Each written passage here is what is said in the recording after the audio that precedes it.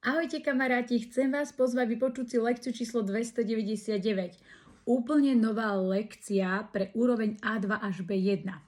Rozoberieme sloveso kedar alebo kedarse.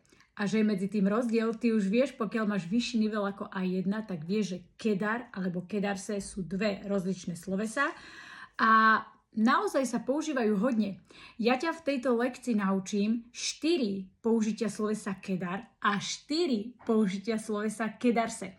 A aj ti poviem, ktoré z tých slovies a ktoré z tých foriem používam najviac, keď sa rozprávam v Španielsku so Španielmi. Ktoré je pre mňa také najviac používané. A aj ti to poviem, v akých formách to používam, v akých výrazoch, v akých situáciách a tak ďalej. Samozrejme, že som ti pripravila aj písomnú formu tohto podcastu, tejto audionahrávky, takže lekcie číslo 299 bude pre teba veľmi užitočná. Chod si vypočuť. Adios!